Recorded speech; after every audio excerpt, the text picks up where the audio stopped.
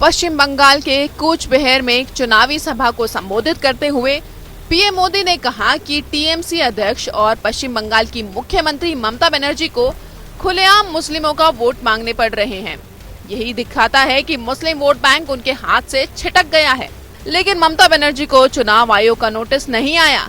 अगर हमने कहा होता कि सारे हिंदू एक हो जाओ और बीजेपी को वोट दो तो हमें चुनाव आयोग का नोटिस आ जाता। पीएम मोदी ने आरोप लगाया कि ममता बनर्जी ने सारे मुसलमानों को एक हो जाने की बात कही थी।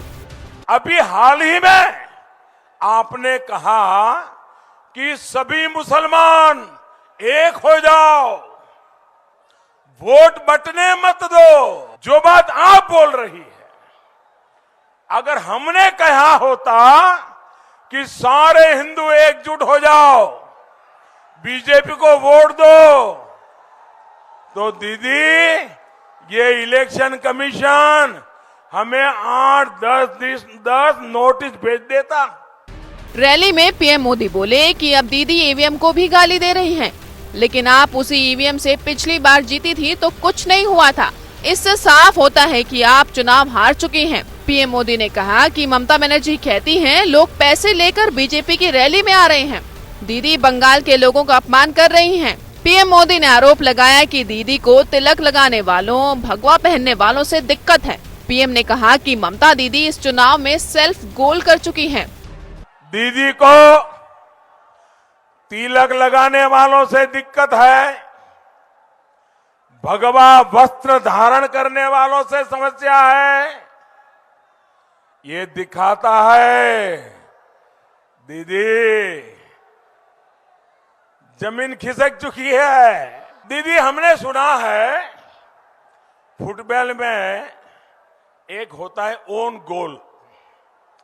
आप चुनाव के मैदान में सेल्फ गोल कर चुकी है। पीएम मोदी ने रैली में कहा कि 2 मई को बंगाल में जब बीजेपी की सरकार बन जाएगी तब विकास के अभियान को तेज किया जाएगा। बंगाल में अब दीदी का जाना तय हो चुका है। पहले 2 चरणों और आज के चरण में बीजेपी की लहर देखी गई। पीएम मोदी ने कहा कि दीदी इन दिनों एक सवाल पूछ रही है, क्या बीजेपी भगवान है जो उसे जीत का पता चल गया है। पीएम मोदी ने कहा कि दीदी हम तो मामूली इंसान हैं, जनता ही भगवान का रूप है, उनसे पता लगता है कि हवा का रुख क्या है। ममता बनर्जी पर निशाना साधते हुए पीएम मोदी ने कहा कि दीदी आपका गुस्सा, व्यवहार और वाणी देखकर बच्चा भी बता सकता है कि टीएमसी चुनाव हार गई है।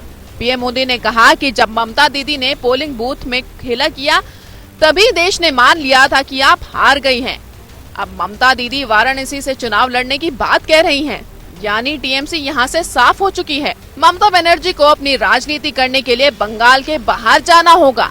पीएम मोदी बोले कि ममता दीदी आजकल लोगों को धमकी दे रही हैं, अगर वो जीत कर नहीं आएंगी तो सारी सुविधाएं बंद हो जाएंगी। लेकिन ममता दीदी की इस बात पर किसी को विश्वास नहीं है। आप लिख लीजिए, कुछ भी बंद नहीं होने वाला है। रैली में पीएम मोदी ने वादा किया कि बंगाल में बीजेपी की सरकार बनने के बाद पहली कैबिनेट में ही किसान सम्मान निधि योजना को लागू कर दिया जाएगा। सभी किसानों को सम्मान निधि का बकाया पैसा मिल जाएगा, जो कि 18,000 रुपए है। Bureau report.